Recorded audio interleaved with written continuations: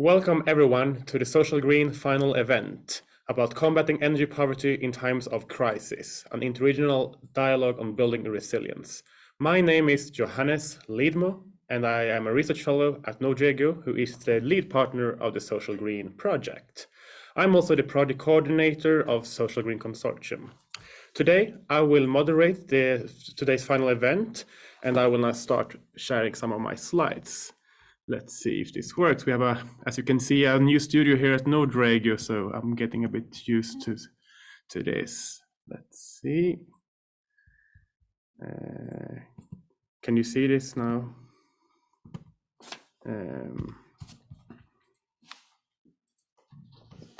Yeah. Yeah. Now it should work. Perfect. So, the Social Green project, sorry, I just need to move this, is really about the intersection of society and environment. This means that we view housing as a social space, as built infrastructure, and centers of energy and resource consumption. It also means that we see the social implication of green buildings at a global scale through the environment and sustainability, and at a local scale through the well-being of residents. The Social Green project has existed in 2 rounds, basically. The Social Green project was initially a first call Interreg Europe project, and it started back in 2016. Back then, we focused on improving regional policy instruments by targeting the link between green building, social housing, and energy poverty. We did so through several interregional learning activities, such as study visits, project meetings, attending conferences, self-assessments, and so on.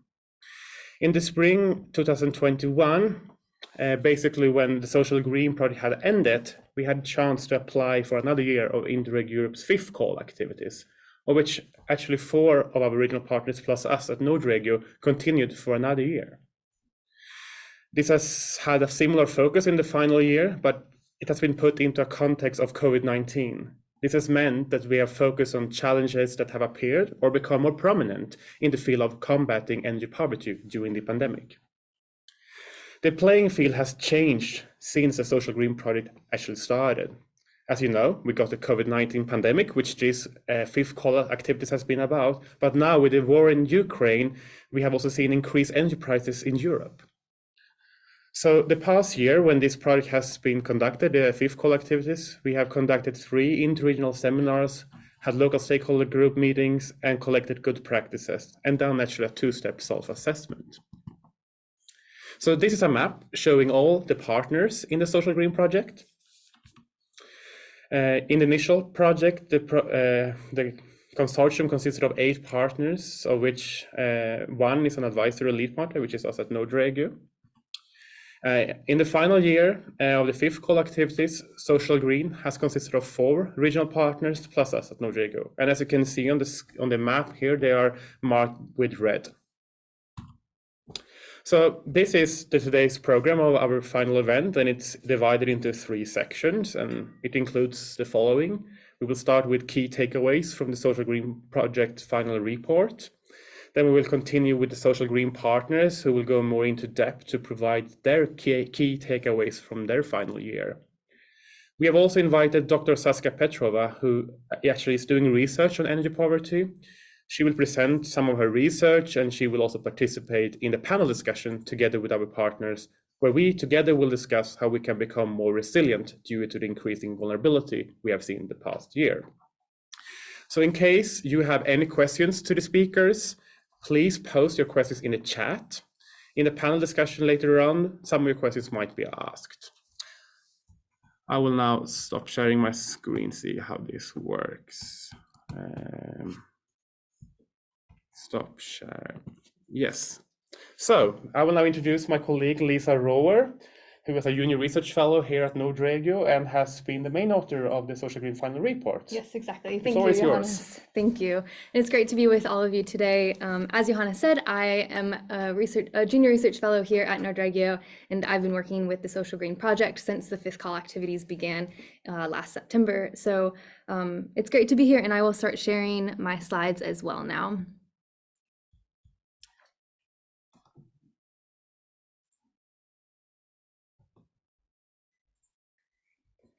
Good, they should be viewable by everyone. Fantastic. Oh. Here we are.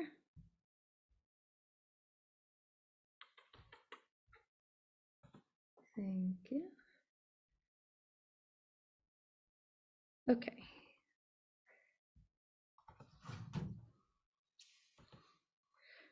Two and a half years into this, we would think we've gotten the hang of it now, but not quite yet. Here we go. Fantastic. Thank you all for your patience. So this report is a culmination of the work that took place during the past year of the Social Green Project. And in this presentation, I will provide an overview of these findings. But first, a brief background on our topic.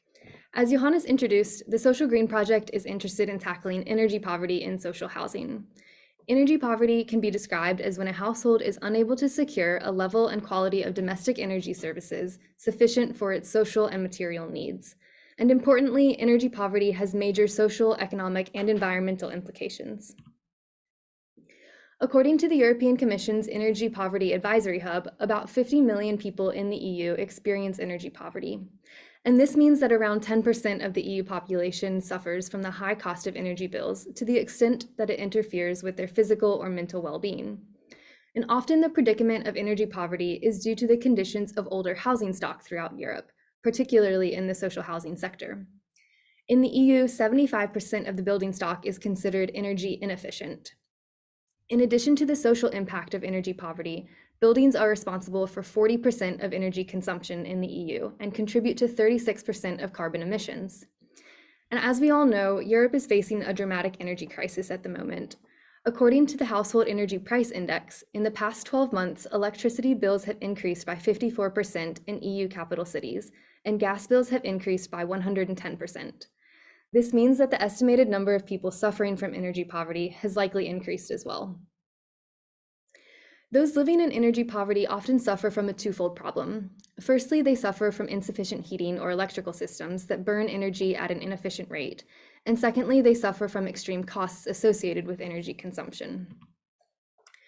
Unfortunately, studies show that vulnerable households have been most affected by the pandemic with regards to energy poverty. Therefore, improving energy efficiency is a climate issue as well as a social justice issue. Rather than merely subsidizing costs to pay for energy systems, green retrofits replace inefficient systems with more sustainable and cost-effective solutions. And regional and local authorities, as well as energy agencies, are key actors in this work. Social Green is made up of several such authorities and agencies. In an interregional meeting during this past year, we asked our partners what words they would use to describe the current social housing situation in their regions. And as you can see, the main takeaways are that the situation is challenging, that current measures are insufficient, and that there's still more to do. So throughout the course of this year, we found that there were many commonalities as well as distinctions among our partners. And during several workshops, 6 key messages emerged.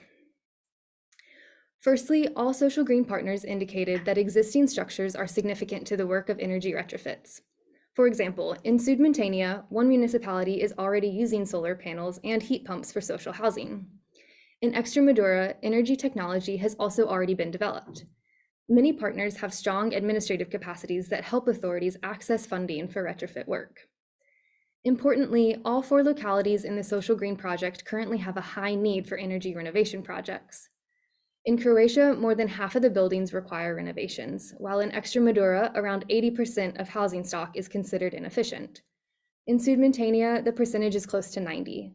This is due to old housing built using inefficient materials and equipped with unsustainable energy systems, and it applies to both public and private housing. The practical application of transforming housing to become more energy efficient requires specific competencies that are not always available. Many regional governments have experience coordinating social housing efforts, but the lack of specialized labor for building renovations or renewable resource installation has led to a gap between planning and implementation. Several partners further indicated that the lack of involvement, interest, or skills in energy renovations from the private sector leaves the issue to be addressed by the public sector alone. And the pandemic has only exacerbated this issue. Some partners share the challenge of tenant skepticism when it comes to addressing energy inefficiency. tenants in some countries often lack confidence in or express direct pushback against public administration. Representatives from Albiulia noted that in private housing, completing energy retrofits is nearly impossible due to the inability to gain citizen approval. And this happens even when the renovation program covers most of the costs to conduct the renovation. Some partners also noted additional tenant concerns, such as the misuse of housing facilities and, of course, the difficulties they have with paying rent or energy bills. The COVID-19 pandemic has had several consequences on improving energy efficiency in social housing. Firstly, the pandemic has caused major delays in retrofit work. Secondly, as countries recover from the pandemic, increased electricity and gas prices are having tremendous effects on citizens. In some regions, so much so that it is hard to identify who is not considered vulnerable. All of the partners have experienced an increase in construction prices and household energy costs in their regions. But despite the consequences of price hikes, the pandemic has also shed light on the insufficiency of existing systems and provided a new wave of interest in and additional financing schemes to address this widespread problem. For example, in Extremadura, EU funds from the Recovery, Transformation and Resilience Plan have been allocated for the construction of energy-efficient social housing. Yet, some regions are hindered by the short period of time allotted for executing projects supported by such funds. Financial investment in energy retrofit work is a clear need, but making these funds accessible to provide for those most in need can be a challenge. One strength for Albiulia is that clear targets and priorities exist, which make it possible for grants to be appropriately accessed. Meanwhile, Rayon identified finances as a key weakness in their work due to the lack of sufficient funding and eligibility restrictions. Sudmontania also noted that the process of applying for funding and collecting appropriate documentation from tenant associations makes funding cumbersome. The economic situation has also changed dramatically over the course of the year due to the war in Ukraine and the growing global energy demand as countries emerge from the pandemic. All of the partners have indicated growing concerns due to these ongoing crises. Finally, legislation acts as a barrier when policies are not comprehensive or involve complex systems for achieving their goals. For example, the program with which Rayon has worked specifically targets homes that are owned, not rented. Therefore, the program intrinsically excludes some of the most vulnerable citizens from participating. Albiulia also noted that the threat of a fluctuating national legislative environment creates low predictability and makes planning difficult at the municipal level. Still, some legislation has improved in recent years, thanks to EU directives. The pandemic revealed large-scale vulnerability, while the energy crisis in Europe evolved and exacerbated the situation. This past year, the Social Green partners have identified several hindrances to energy retrofitting of social housing, but the knowledge exchange among partners has also fostered a dialogue on existing solutions. And furthermore, such interregional discussions have supported the identification of future efforts. These include using crises as an opportunity to describe renovation benefits to skeptical tenants, and establishing appropriate frameworks that define energy poverty in a clear and inclusive manner. Such pathways from problem to action are paramount to combat existing challenges and build resilience for the future. Thank you, and now I will give the floor back to Johannes and stop sharing my screen here. Okay, Johannes, Yes. thanks. Thank you, Lisa, for a very interesting presentation. The final report will be published quite soon on the Social Green website, right? Yes, later this week. Yeah. So you will find it on the Social Green website later on.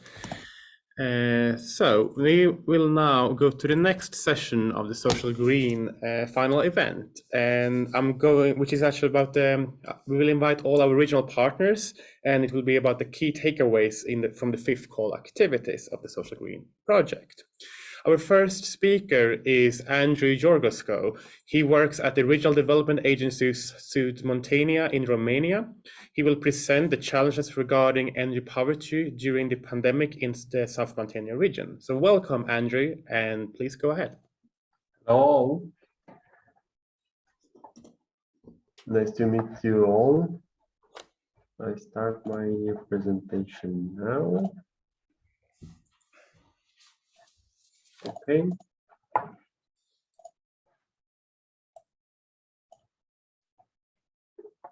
Combating energy poverty in times of crisis. I have a small presentation about this. Main challenges with energy poverty during the pandemic. The price of construction materials increased very much and quickly. Workers were more and more difficult to find. The ongoing projects were delayed due to the illness of the workers. The population and governments had less and less money to invest in retrofit. The key takeaways from the 1-year extension of our project. Our key takeaway from this project period about pertaining to fighting energy poverty is that the Social Green Project has provided the opportunity to identify and understand better the necessity and ways of supporting people belonging to vulnerable groups in order to surpass the COVID-19 crisis and actual context related to rising prices in energy sector. The most important thing is to support the projects that aims to increase energy efficiency in the social housing sector and in the use of renewable energy source to fight energy poverty. How we will improve our policy instrument? SMRDA, other SMA in Romania, plan to improve our RDP by using the interregional learning activities and good practice identification methods in order to update the content of the PA with measures that address reducing energy poverty and responded to the social impacts of COVID-19. By the end of the project, we will improve the policy instrument with measures that support the increase of the energy efficiency, especially in communities affected by energy poverty. Thus, in terms of the efficiency of energy consumption, the new RDP is addressing this issue by supporting the renovation carried out with priority to social housing. Also, the new ROP 2021 to 2027 of the Sud-Muntenia region will contain an indicative action aiming to support investments in residential buildings, including individual and social housing, in order to ensure improved energy efficiency, including consolidation activities according to identified risks and for the use of alternative energy sources. Thank you for your attention, and if you have some questions.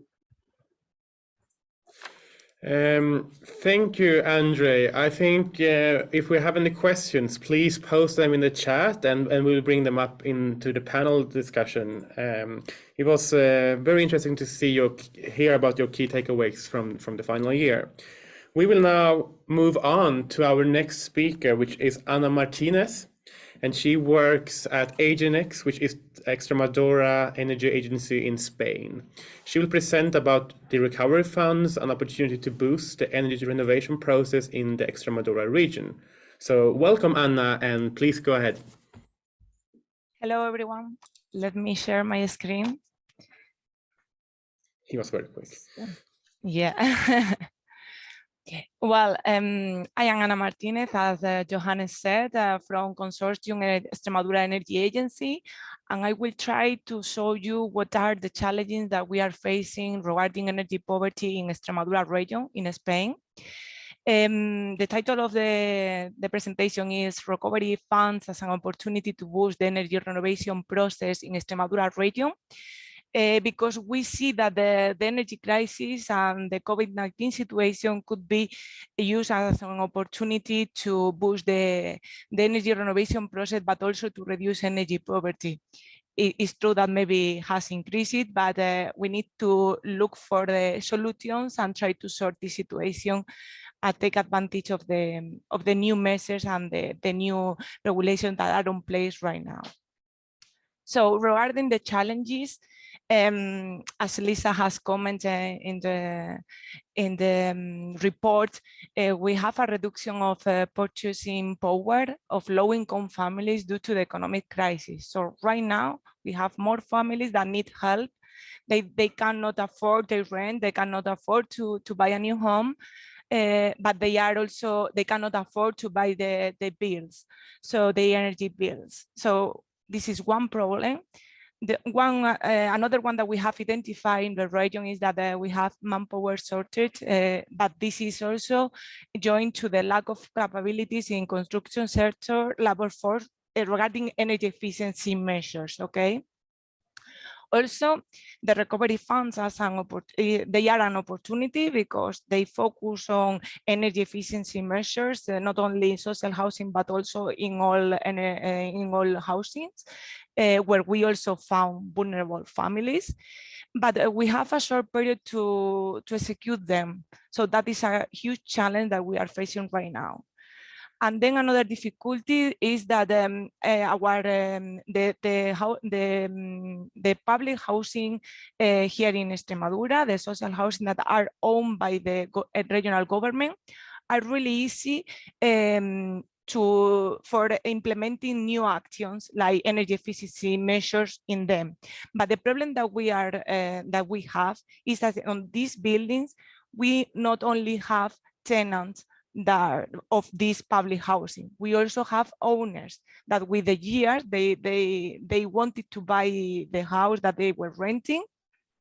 So right now, these owners, they cannot afford this measure that maybe the administration want to be implemented. So it's quite challenging how to work on them. Then if we move on to the learnings from this call is that we have seen some examples of energy efficiency and renewable energy sources measures that have been implemented in social housing from our partners, from REAN and SMRDA. But the thing is, we need to see how these measures can be implemented in our region, and we have tried to transfer this learning into our region. We have learned how to assess citizens and convince them about the energy efficiency renovation. We need to show them the benefits that they need to improve the performance, the energy performance of the buildings.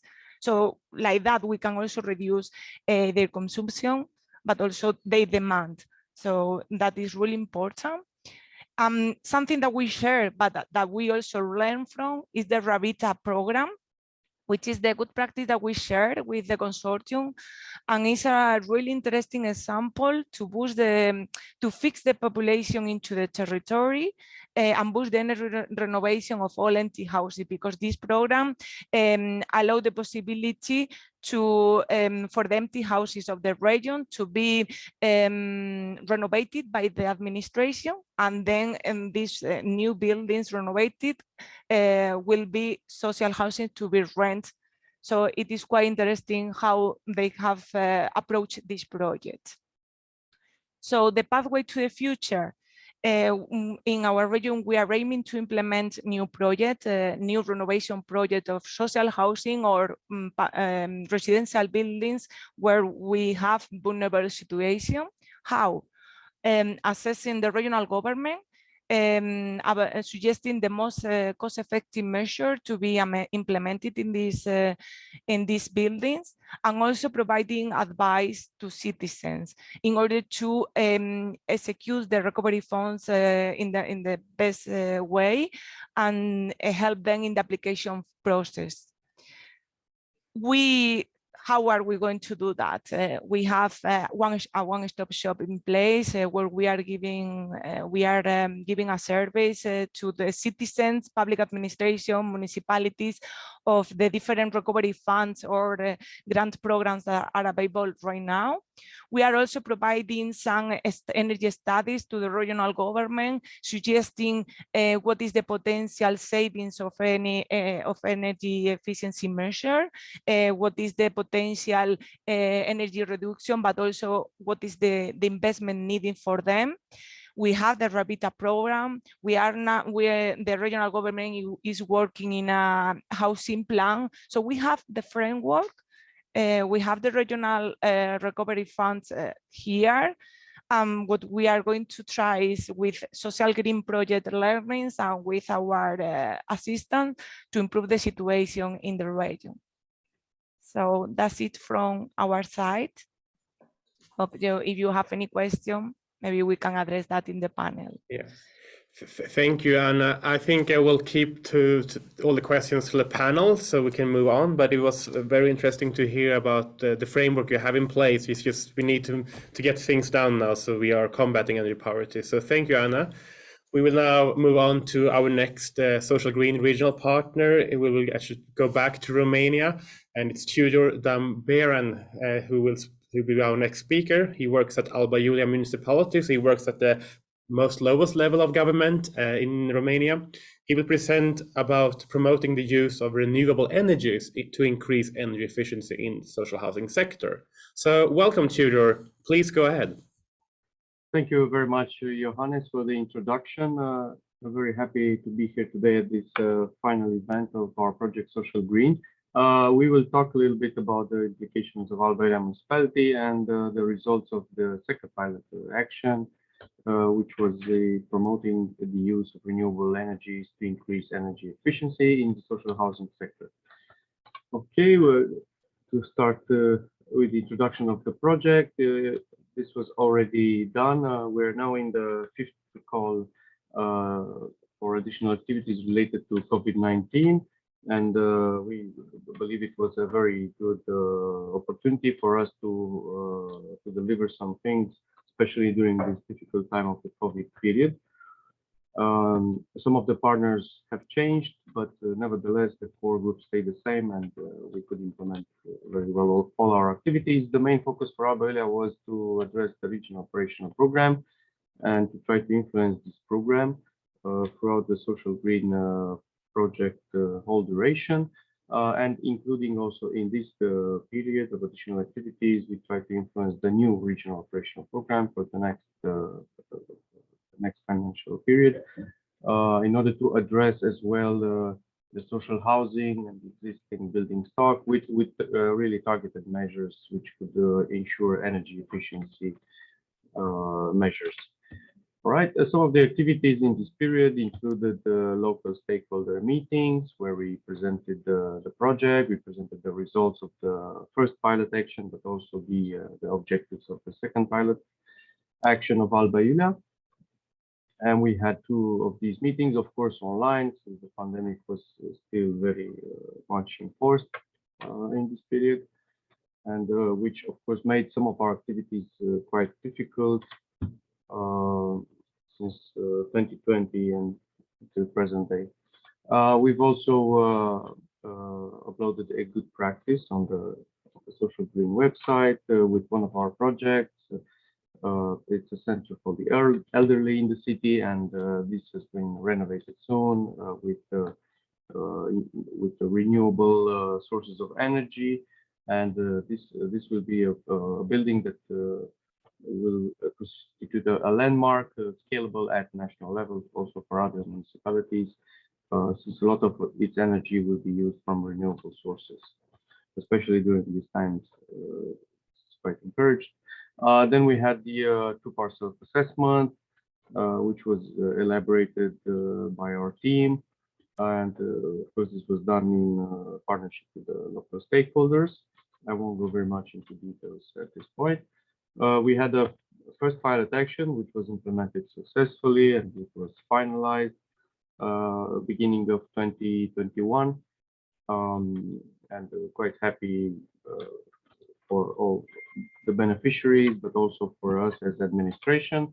And the second pilot action, which was implemented in this period, during this call for additional activities, and where the municipality proposed the technical solutions at one of the buildings, social housing buildings, to install solar panels in order to reduce the dependency on conventional heating, and to introduce renewables as the source for for heating, for warm water, and eventually reducing the utility bills for the tenants living in the building, which were from vulnerable groups.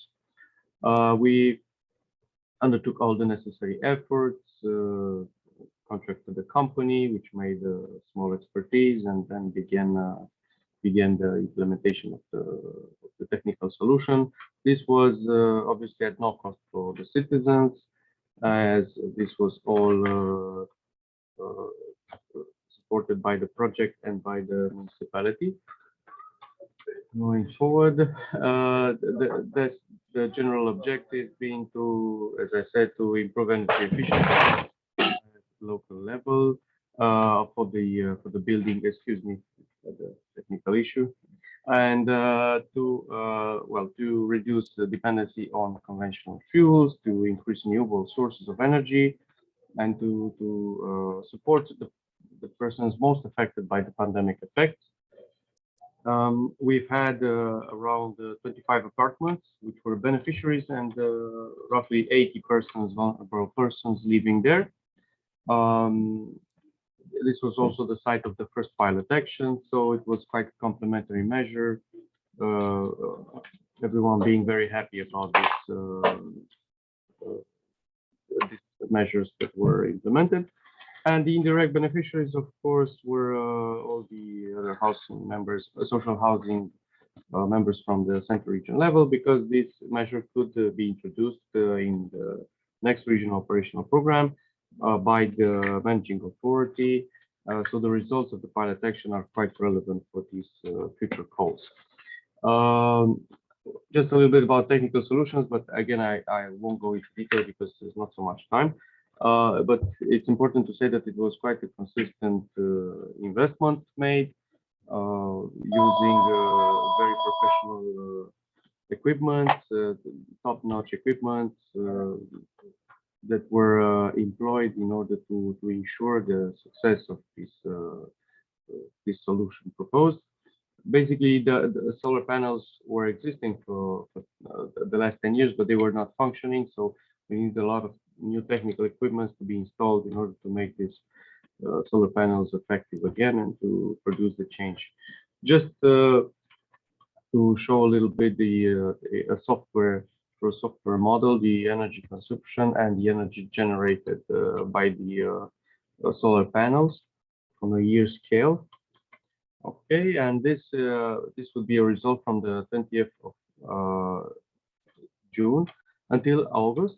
And we can see in green the effects of the solar panels, and we have roughly an estimation of gas consumption reduction of 27 megawatts per year, which would translate in an economy of about 2,400 euros per year. So it's quite good if we think about the current hikes and spikes of the energy prices in Europe. Also, we try to find out the people's perception, the tenants' perception on this project, and we addressed a few questions for a questionnaire, and we had very good responses, since they all considered it was a very good idea, of course, and they had even a very good estimation of how much energy was reduced in their electricity and gas bill due to the measures installed. And it was quite satisfying to see that people agreed to these measures, because of course it's very important to get their consent and to get their approval of these measures. Okay, just some of the conclusions, and to finalize, it's very important to plan in advance such measures, such technical measures, and you need the right approach also with the tenants and the tenants association, but also with to contract the right company which can understand what the technical solution is needed, and to make the operation as smooth as possible, and using the most advanced techniques.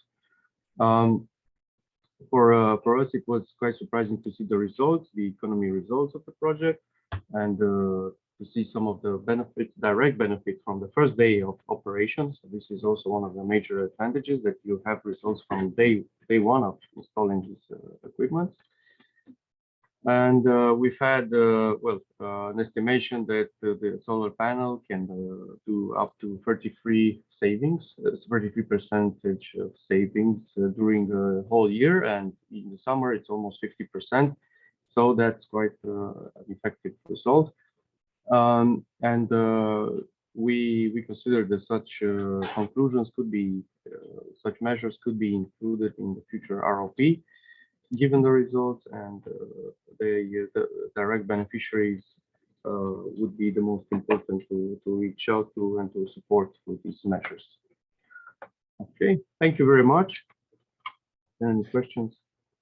Thank you to your very, very interesting presentation. I just have one question. I said that we will take everything to the panel session, but it's, I mean, in the previous social green and in the current extension in the fifth activity, you have had pilot actions and you have learned a lot, and you try to influence your regional operation program through the learnings from your pilot actions.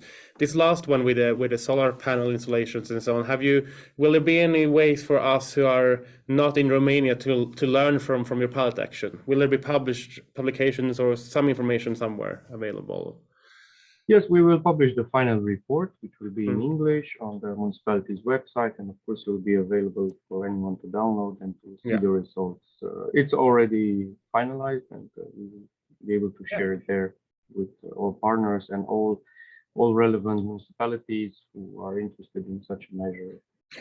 Yeah, I think many are interested in the lessons learned from your pilot action particularly. Thank you very much, Tudor. We will take the rest of the questions in the panel session. Actually, normally we are behind its time schedule. Now it seems we're a bit ahead of time schedule. That's perfect. We will actually move to our final social green partner. It's Ivan Simic, who works at the Regional Energy Agency North in Croatia, and actually in your region, you have also had a similar pilot project going on, or you have worked with solar panels at least. So he will present the role of solar PV in reducing the risk of energy poverty. So welcome, Ivan, and please go ahead. Thank you, Johannes. Hello, everybody. As Johannes said, I will be representing Regional Energy Agency North and moreover the pilot project that we have conducted throughout the project. So we have called this presentation the role of solar PV in reducing the risk of energy poverty, mainly due to the focus that we wanted to dedicate our time during this 1 year of the project. Briefly to the content, we are going to explain the basics of energy poverty in Croatia. How was the response from the national program, which is an example of a good practice, and then we will move on to our pilot project, which is called the Solar Potential Map. How are we working with the ministry and other stakeholder group members to propose the new measure, and what have we learned in the last year? So regarding the energy poverty, these are the statistical data which probably are not relevant anymore due to the economic crisis and already mentioned political crisis in Europe. So as you can see, there is still no definition of energy poverty and the exact number of people living in energy poverty. And as I said, the COVID-19 pandemic, the political and economic turmoils in Europe have caused the increase in energy prices, which obviously implies some, I would say, unwanted effects, namely inflation, further increase in the number of vulnerable citizens. What was the response the main response to the energy poverty actually took place in 2020. So during the first part of the project, we have extensively worked with responsible ministry and other stakeholders on the definition of the national program of renovation of the family houses owned by the citizens in the risk of energy poverty. The main information you can see, more than 4 million euros was committed to the first call that was published in 2020. This was financed mainly from the sales of emission allowances, which were at that time at the level of 20 to 25 euros per ton now, although they have been raising until 1995. Now they have been a bit less expensive, and this was the primary source of the finances. So these were the mainly national sources, not mainly, but primarily national sources for the financing of this program. And there was a plan for the 160 renovations. What we have posed the question during and after the call was how to improve this program. Can we perhaps enrich this program with additional measures, especially considering the solar PV installations on energy poor family houses? As Johannes said, we have also been considering the COVID-19 pandemic relief measures and how to combine those two. And we have come up with the pilot project that we have called the Solar Potential Map. So, as I said, we wanted to cover both the energy poverty, address the energy poverty and COVID pandemic. And what we wanted is to, let's say, enable not only the energy poor citizens, but also all citizens of the city of Varaždin, which is our associated partner on this project. And we wanted that this map provides an initial information on the optimal size of the PV installation. We wanted this map to be simple to use. We wanted to be scalable to all buildings. And we wanted to get an additional insight into the energy poor households. In general, the data from energy poor households is something that is quite difficult to obtain, and we have also learned this throughout this project as well. So I will just briefly introduce the main functionality of this solar potential map. Later on, we can, throughout this panel discussion, we can maybe provide more details about this. So what we have done is actually really made it simple. There's only two steps that the user is required to do. One is to select the building on this online solution. This is really easily obtained either via address or scrolling on the map and finding the roof of your building. And then step two, input the monthly electricity cost.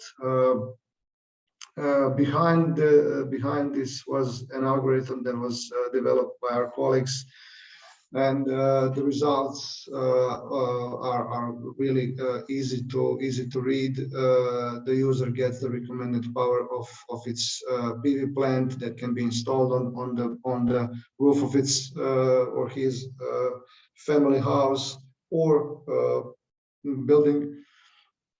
Then you get the investment size, which is regularly updated due to the constant changes of prices in materials and equipment.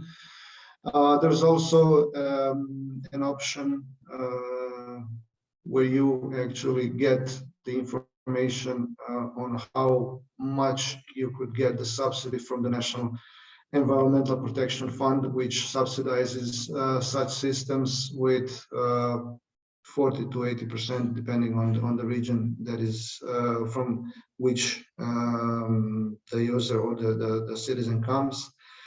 In case of Varaždin, this is 40%. So we also gave this information to the citizens. What else did we also provide is the return or the payback period time, the total cost of ownership, etc., and some interesting facts about the potential of reducing the carbon footprint. In parallel, we have been working on the proposal of the new measure.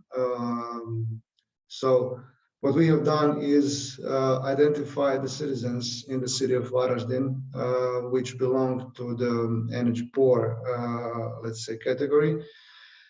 We have done the preliminary analysis using the tool developed in the project. So based on the addresses that we have got from our associated partner, City of Varaždin, we have identified the objects, try to briefly assess the potential.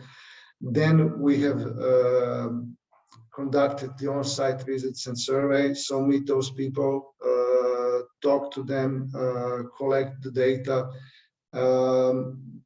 In general, energy poverty is, and data regarding energy poverty is quite, let's say,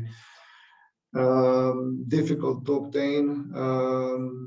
Although this pilot project is an online tool, and although many of these people do have an access to the internet, some of them don't, and we definitely wanted to meet those people and see for ourselves and collect the data that is relevant for us. We have then modeled the PV installations that could be installed on their roofs, on the roofs of their family houses. In addition, as we have since the launch of the solar potential map in March, we have been asked by numerous times by the citizens of Varaždin, and we actually have done more analysis on, let's say, normal households.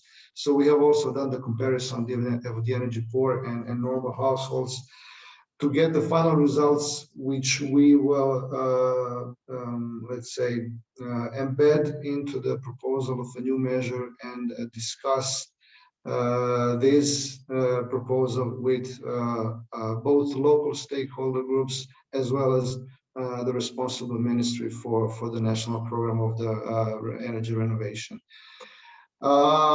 We have further done to be, let's say, more persuasive, because we are working on the national level. We have done the estimation on the national level. So we ask ourselves what would happen if solar PVs were installed on all the houses of people living in energy poverty in Croatia. I don't want to bother you with numbers, but these are the numbers that are definitely something that is worth to the responsible ministry, because they are working on the national level. We thought that this would be also a good argument in the discussion with them. Additional benefits throughout the project. In the cooperation with our associated partner and one of our co-founding cities, City of Varaždin, we have been working on the further development of the local policy instruments. So the City of Varaždin decided to support citizens, not only those in energy poor, but also let's call them the normal citizens, with the free of charge technical support to the citizens and other stakeholders. This is mainly, obviously, directed towards the COVID pandemic and how to actually let's say to initiate the investments. The energy crisis, of course, added to the problem. So throughout this last couple of months, so it was 5 months, we have helped more than 200 citizens to start the process of PV installation. The city has decided to further help citizens with support in co-financing the technical documentations for the PV installation. This policy instrument is to be started probably in fourth quarter of 2022, so this year. What we are quite proud of, and which was actually that, so we have nominated this pilot project solution to a national award from the Ministry of Economy and Sustainable Development, and the City of Varaždin won the Green Prix 2022 award for the best project initiated by the local authorities. And on top of this, after the launch of this pilot project solution, other cities in Croatia quickly ensued on this project. One of them is the capital city of Zagreb, which introduced this solution in late July, August. So we are quite proud of this dimension of the project as well. So what we have learned in the last year, of course, not only from our stakeholders but also from our partners, we have learned the importance of knowledge sharing between partners and local stakeholders group. We always learn something, I have to say. Once you start working on such a project and it's already in its fifth year, we definitely learn something every time. We meet every time, we look at the good examples. Locally, we have learned about the problem and how to cope with the problem of the lack of information. How important it is to see the real situation in which energy poor citizens live. This is what we have done, as I said, with our on-site visits.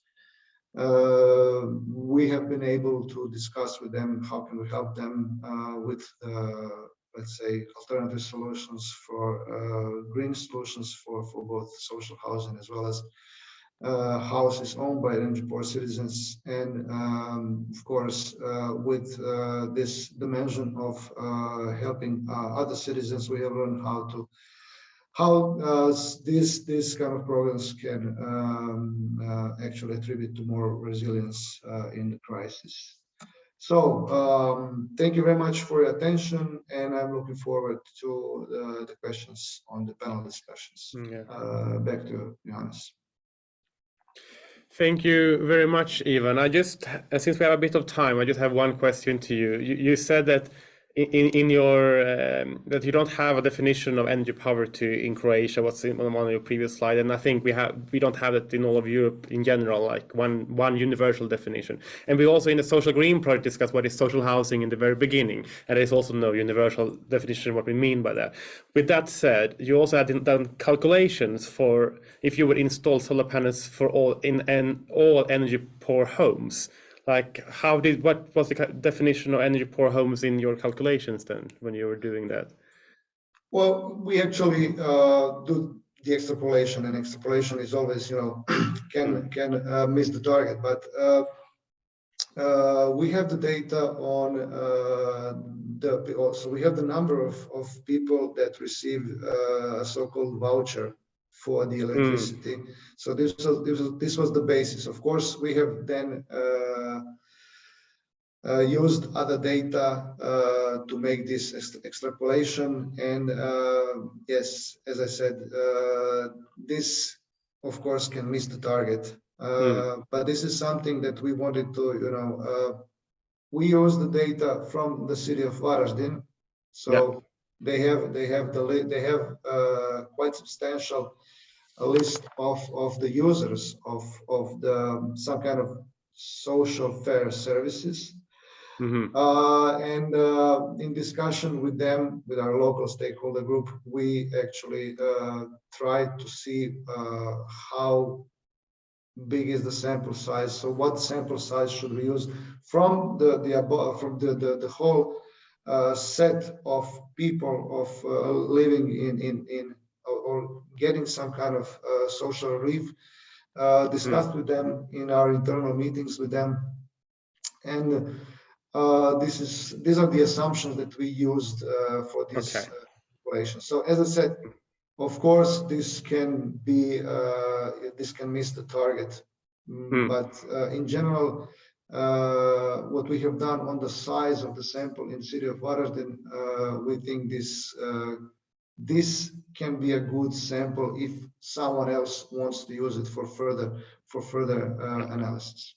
Yeah, that's why we do pilot projects, I think, to come up with new ways of working. Thank you, Ivan. We will now move on to the next section of the final event of Social Green, which is about building resilience while combating energy poverty in Europe. And we have invited a researcher from University of Manchester, Dr. Saskia Petrova, who is a senior lecturer at the University of Manchester. And she is, for example, researching energy poverty. So we have asked Saskia to, in our presentation, reflect upon first the vulnerability of energy poor households in terms of crisis, and secondly your reflections on building resilience while combating energy poverty in Europe. So welcome, Saskia, and please go ahead. Good morning, everybody. At least it's still morning here in the UK. Thank you for inviting me once again to join one of the events of the project, and thank you especially Johannes for giving me an opportunity to get involved and to hear more about those fascinating pilot projects and some of the lessons that can be learned from them. It was a real pleasure to hear a bit more about how some of those activities were undertaken and what we can actually learn from them and take away. So it's my pleasure to reflect today on some of the relationships between crises such as the COVID-19 pandemic, and energy poverty and resilience. So many people have mentioned crisis. I'm just going back to the definition of crisis, because in academia, we see kind of crisis in two ways. One of them is kind of the real effects of crisis when we talk about how we change our everyday practices, and especially in terms of energy poverty, how we are affected by different crises in our everyday life. And the second one is the interpretation of crisis, or crisis as a socio-political construct, and basically how public and policy discourses are developed to make different interpretations of crisis. So often we hear, for example, about blackouts. Often we hear how people in general are affected by crisis, and sometimes it feels like we are all affected in the same way. Nevertheless, if we go back to the kind of primary definition of even the word crisis, like in Greece, everything is related to making decisions, and sometimes very tough decisions. So crisis can be seen as a very detrimental moment, but it can also be seen as a moment that can actually help us reconfigure and renew some of the processes and the ways in which we live in our society. I'm not going to say a lot about how, for example, the COVID-19 has affected energy poverty, because the previous speakers actually have said quite a few things, and I agree with all of them.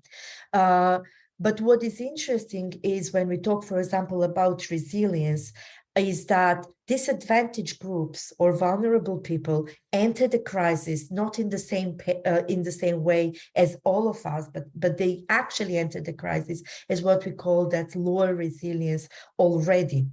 So we know that COVID-19, as all previous crises, of course, this is not the first time that we live in a time of crisis, but in a way, each crisis exacerbates like all the existing inequalities and injustices in a way.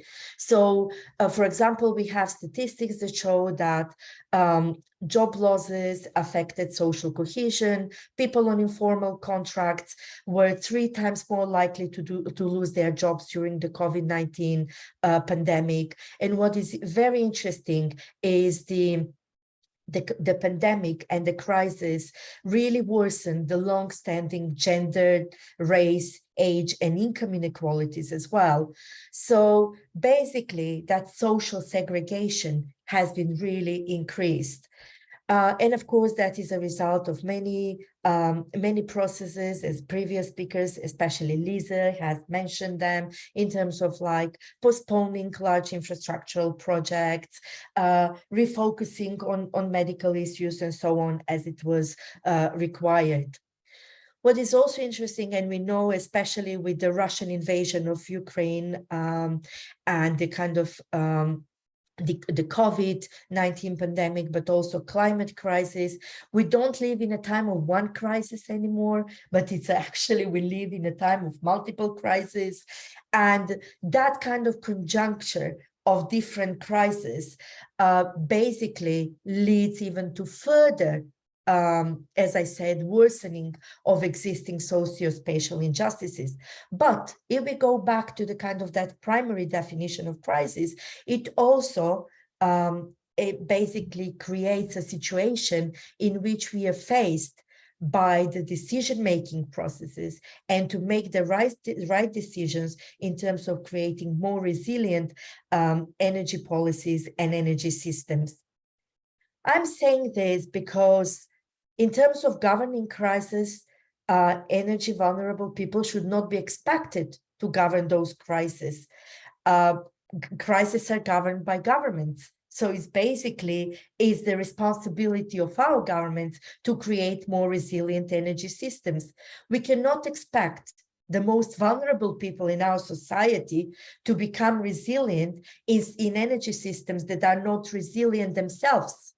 So in order to actually increase that resilience of vulnerable people, we need to think about the resilience of our energy system. And if anything, what we've been faced by is actually a situation that had, governments that do not really have resilient energy systems.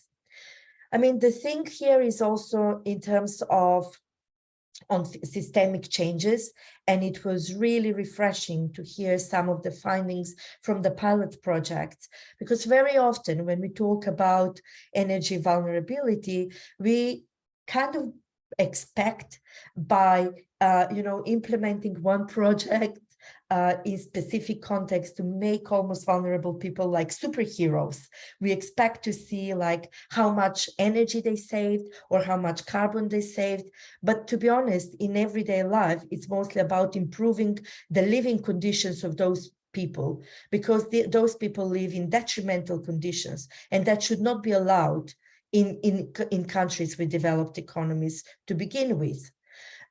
So I think it's very important to take into consideration some of the aspects or some of the existing injustices, as I mentioned, in terms of gender, because caring, for example, has been seen as a very gendered issue so far. And during the COVID-19 situation, if anything, staying at home, the share of domestic chores has been really unequally distributed among different household members. We've been talking a lot about how to bring energy poverty and energy transitions, green energy transitions together. So it's very interesting and it's very promising to see that, the establishment of energy communities, for example, with all the support that goes with it, to take into consideration some of those injustices and to manage somehow to include the most vulnerable people in those energy communities. So far, and we have many studies that show that energy communities are still a middle class project. And still, they are very much dominated by male members, especially in terms of decision making. So if we would like to actually make those energy systems more resilient, and if we are very serious about addressing energy vulnerability as a strategic aim and a strategic policy aim, we really need to actually really think holistically about changing energy systems and what we offer and how we engage and involve energy vulnerable people. I mean, often energy vulnerable people and households are addressed in a very much top-down way.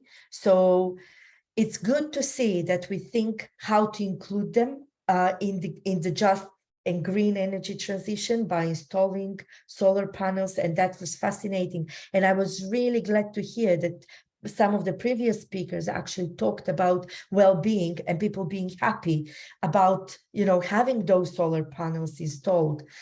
It's very important to think about the maintenance of those solar panels, because we have many pilot projects in which, for example, perfect solar panels were installed and perfect technologies were implemented, but the maintenance was not there to think about those people after the end of the project.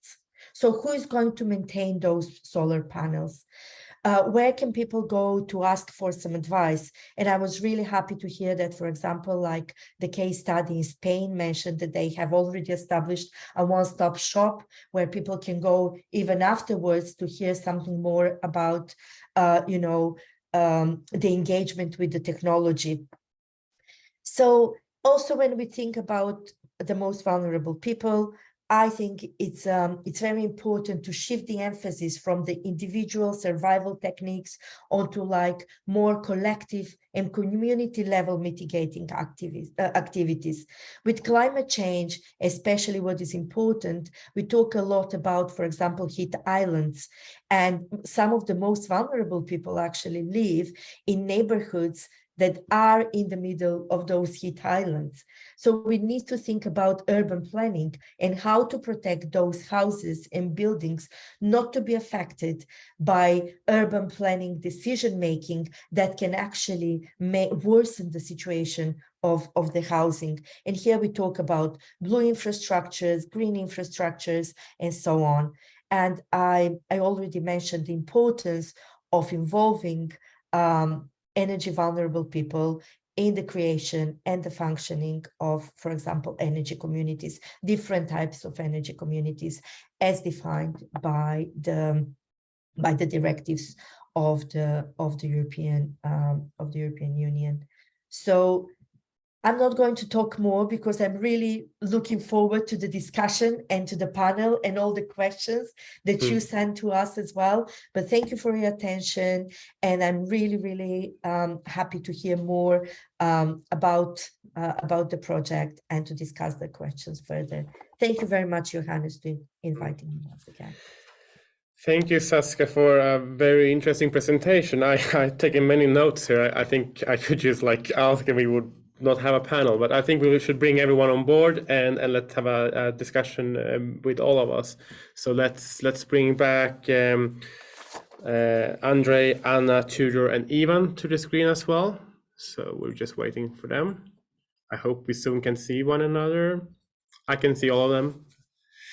So I think we should actually start, since you brought up this, Saskia, with the one-stop shop that Anna mentioned in her presentation. I think maybe, Anna, you can explain a bit more, share a bit about this and how it has been effective for your agency.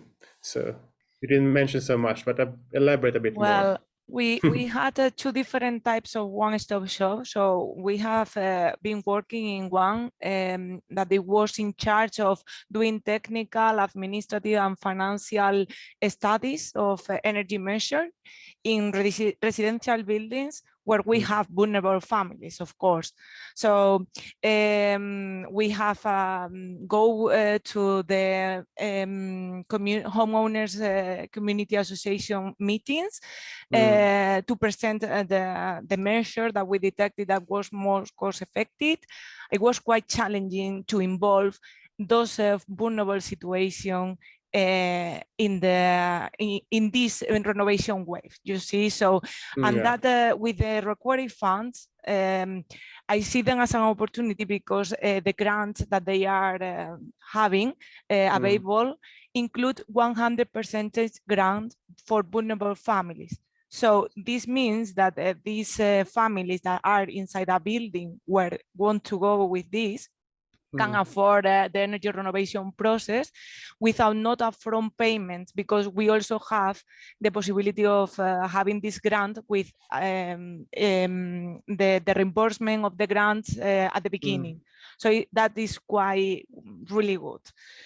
But now we have moved on to a different, so now that we have the identification of the 300 buildings with the energy studies, now we have moved on to a different type of assistance. So now we are having like one-stop shop to answer some doubts about the specific programs. So I think right now in the region, we have the scenario ready for the energy renovation, but it is going to be a challenge because the recovery funds has a short period of time to be executed, as I mentioned. Yeah. So that is what we try to agilize with the one-stop shop to reduce the administrative problems. I was just going then to ask if any of the other partners have worked similarly or working in another way to combat similar. I'm just, Ivan.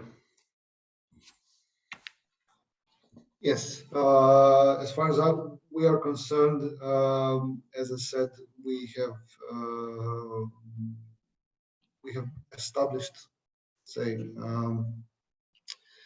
basic level of one-stop shop towards citizens, so all citizens, not only energy poor citizens, where we advise them on the possibilities to make their homes more energy efficient and how to use renewable energy sources. Furthermore, so this activity is ongoing for 3.5 years now, and we have, as I said, organized it in all our co-funding cities. Furthermore, throughout the duration of the project, we were also working on some new ideas for the social housing and energy poor household.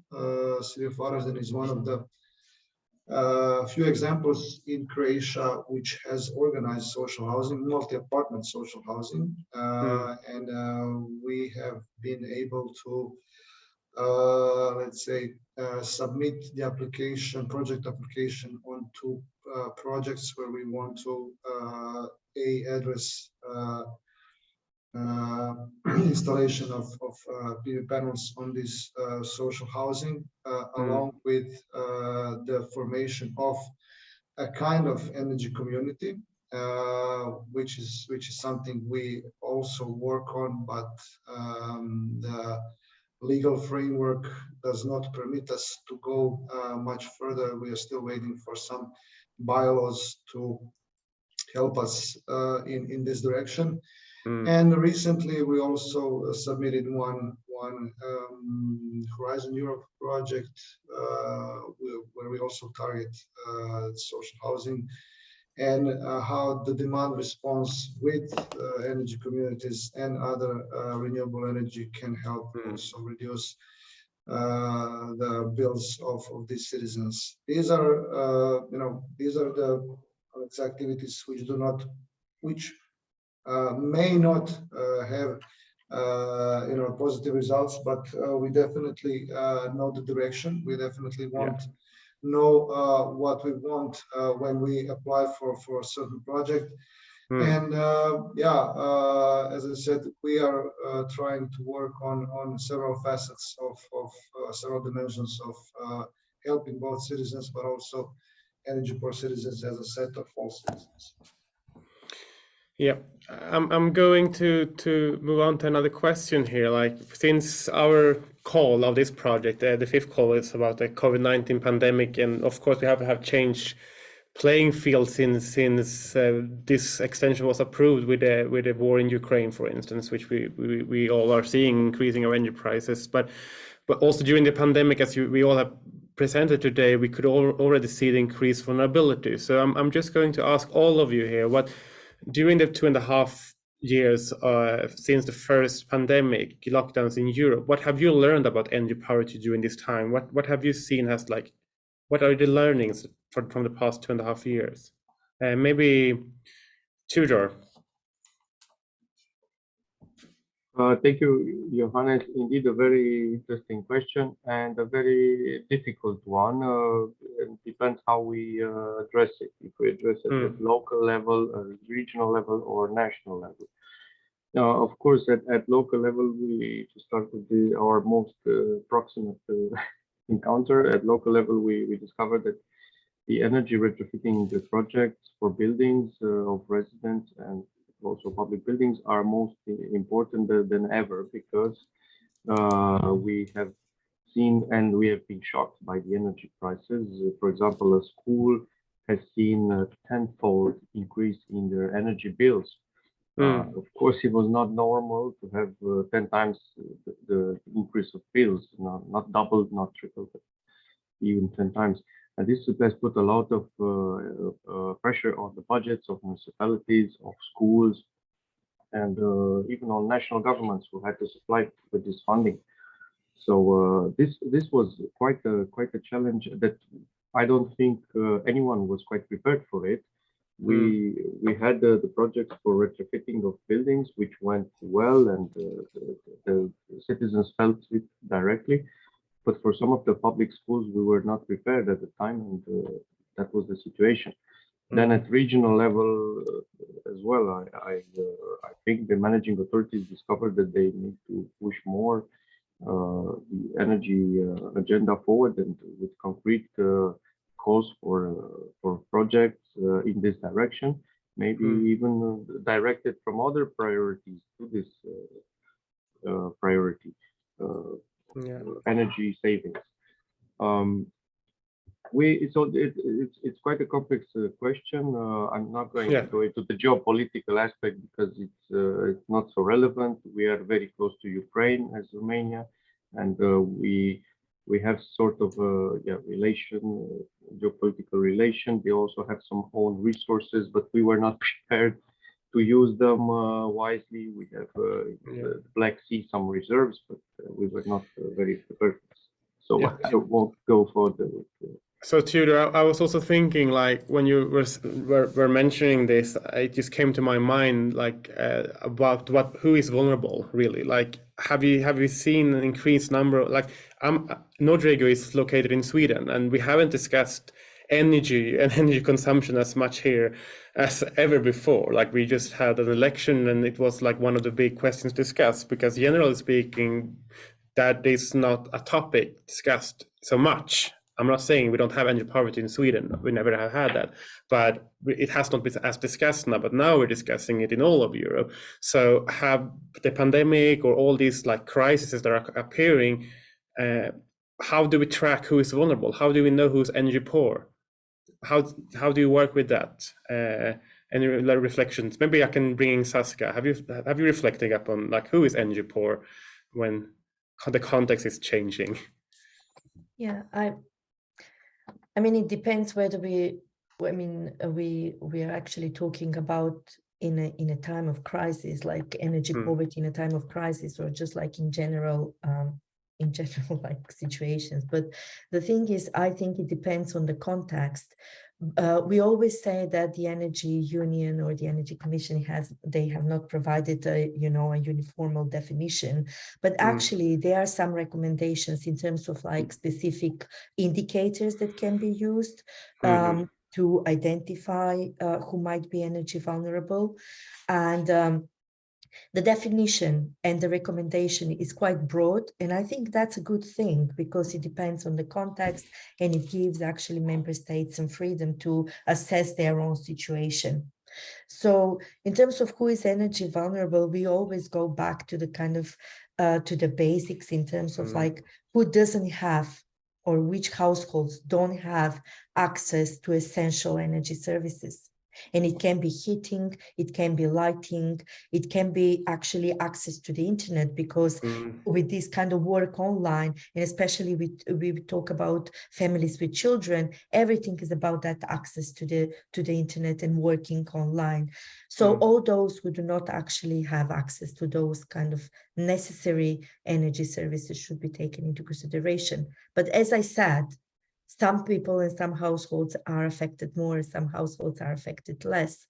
We then go back to some of the basic indicators in terms of like well recorded injustices, and in terms, for example, families with children, but also single parent families, families of elderly members, or like pensioners who might be vulnerable, people with chronic medical, for example,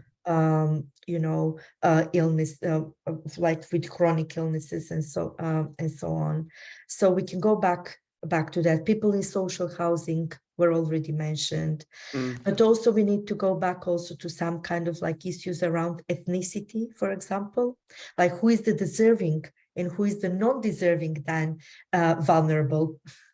And we need to open up discussions in terms of like race and ethnicity as well here, and to take into consideration those issues. For example, we have studies that show that, for example, people who belong to different ethnic communities or religious communities might be more excluded for just energy transitions. So we need to rethink some of those issues as well.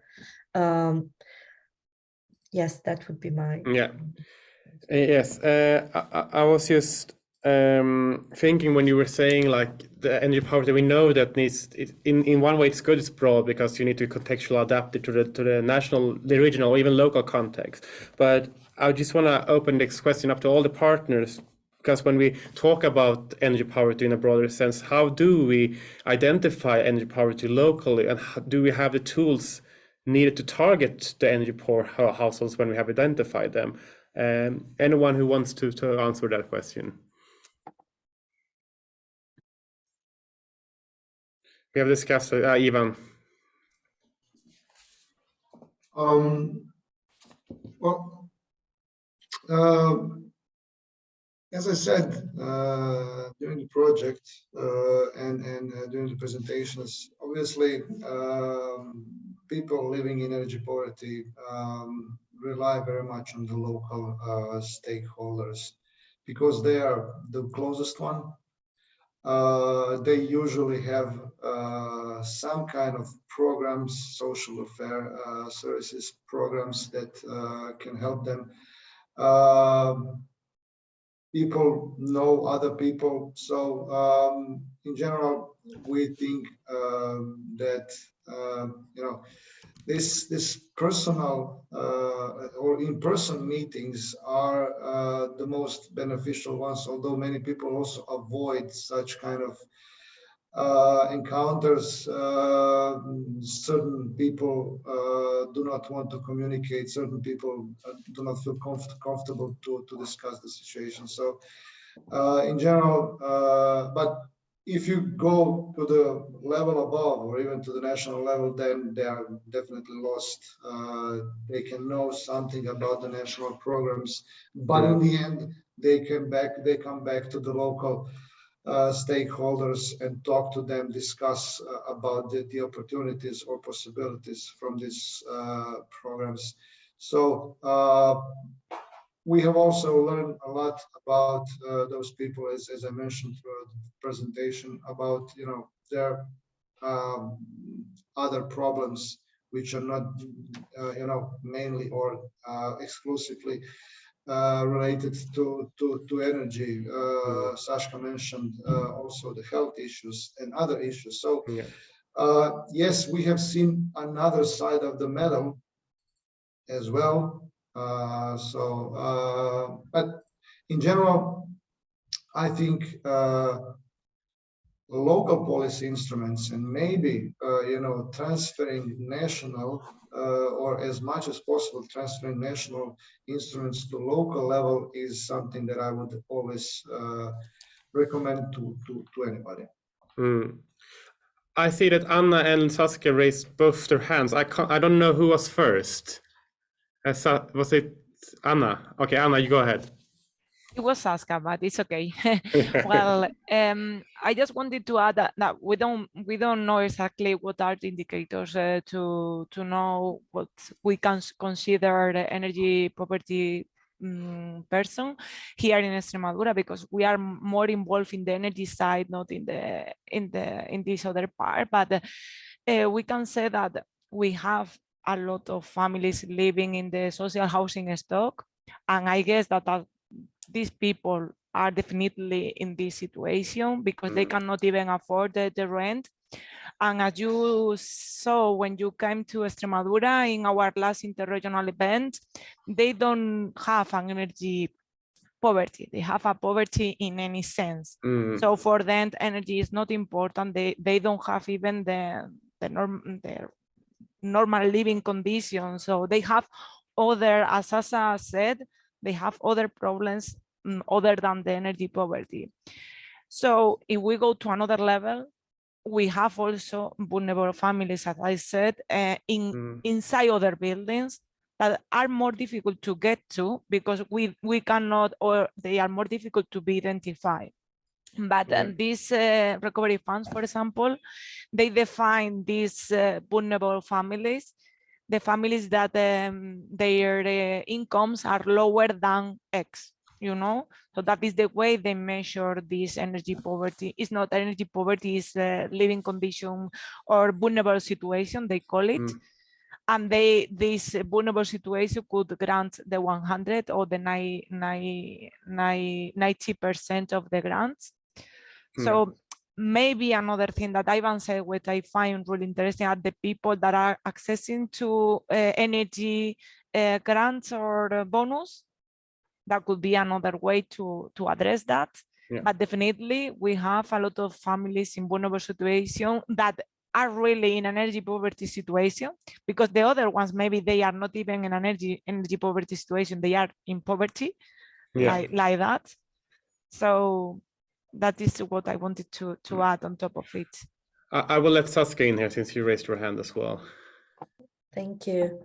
I mean, absolutely great, great reflections. I would just also say that if we actually establish some basic principles in terms, for example, how we establish energy communities, or how we deal with the implementation of national policies.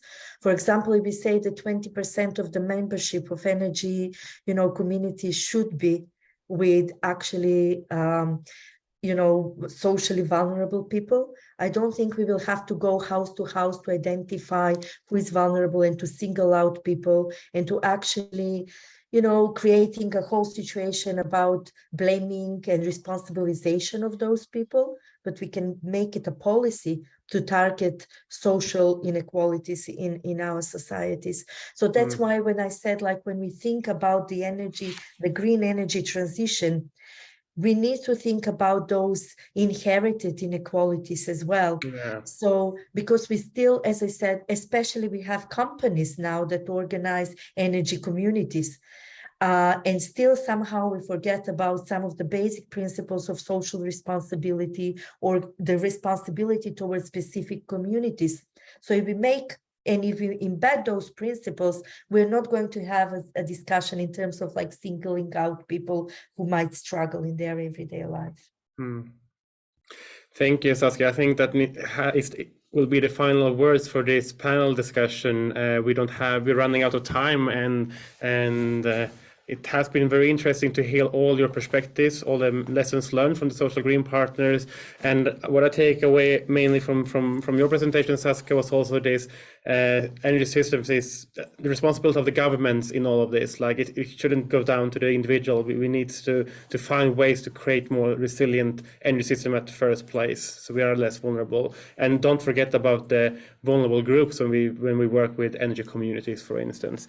So thank you all partners and Saskia for this event, and I will just bring back my colleague Lisa to the stage. How do you find this event? Yeah, I mean, I think it's been fantastic to hear from all of you and see you all again. And it does seem like these interregional discussions should definitely continue, and hopefully we can meet again to discuss some of these very quick moving also issues as we see new plans arising from the EU, the repower plan that's coming up as well. And I think there's so much to discuss here. So thank you all for your time, and hopefully we can continue some of these discussions in the future. And we hope you all get a good day and a good work week. So see you again soon, and thank you very much.